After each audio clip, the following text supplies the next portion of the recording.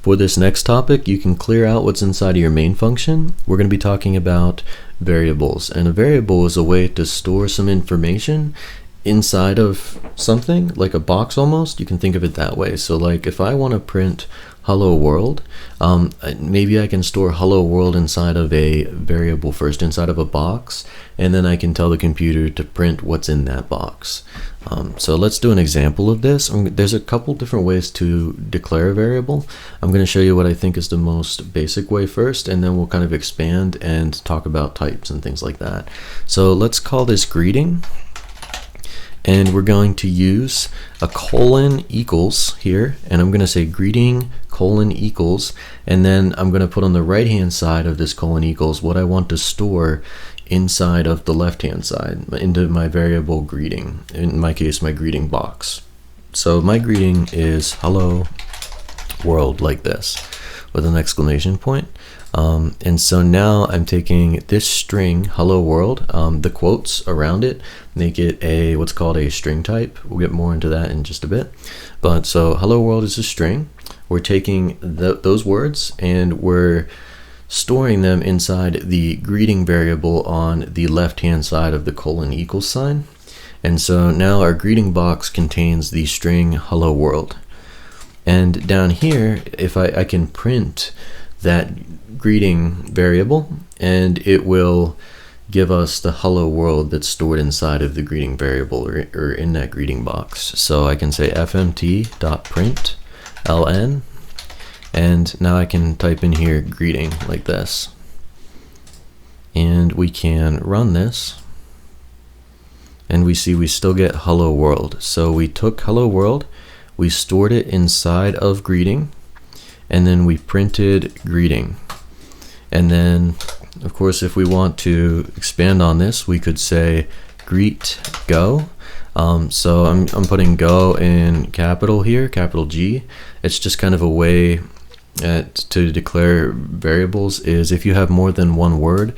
Like if I want to say greet person, person would be a capital P, camel case it's called, and it just is a way to make it more readable. Start with a lowercase and then any other words after the first word, make it uppercase. So maybe I'll keep this greet person. I'll do colon equals hello Frank, like this. So now we have this, greet person. We have this hello Frank string is going to get stored inside of our greet person variable. And so we're going to say fmt.println, and we're going to say greet person. So let's kind of review what happens here. So we say hello world gets stored in greeting, right? It runs from top to bottom. Hello Frank gets stored in greet person. We then print the greeting, print the person. So if you kind of pause the video, think about what's going to happen. Okay, and we should print hello world first and then followed by hello Frank. Let's run it. And we see hello world, hello Frank. Now one other thing we can do, it doesn't have to just be a string in quotes, right? We can store, let's say for example, a number. So we can say num colon equals, and let's just use the number 4 again. So now we can also print that number. So we took the number 4, we stored it inside of the num variable, and now we want to print that number 4. So we can pass the num variable, this, to the print function just like we did the greeting. So we can say fmt.println num. And now we should get hello world, hello Frank, and the num4. Run it. Hello world, hello Frank, the number 4. And same rules as before. If we move our print num above, now we'll print the number 4 first and then our greetings. We run this, just confirming, yep, number 4, hello world, hello Frank. Now there are some other ways to declare variables, and I'm going to show those to you now. These other ways, I would recommend using this way unless you find a reason or a need to use the other way. It could be good for learning purposes also, so the other way, you can kind of alternate as you feel. This is one way we can declare variables. Another way is instead of using this colon equals, we can just use the equals sign. But now we have to put the word var out in front. Var is short for variable. So declaring a variable could start with var, like this. You'll see var is blue. That's a keyword.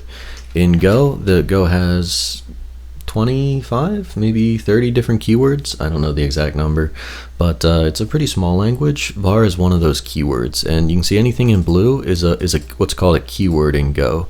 So you can't say var, because var is a keyword. It's not going to like that. You can't use a keyword as a variable name. I guess one more thing with variable names is you can't start a variable name with a number. It has to start with a, for our purposes, let's say it has to start with a letter. So we can say var variable greeting equals hello world. Again, the other way to say it was just greeting colon equals hello world, which is the first way. This is kind of like the shortcut way.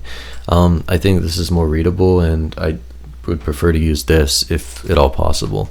But like I say, another way to do it is to say variable greeting equals hello world, and you can do the same for the number and hello Frank. If I run this, it'll still work. You can see we still get the same output.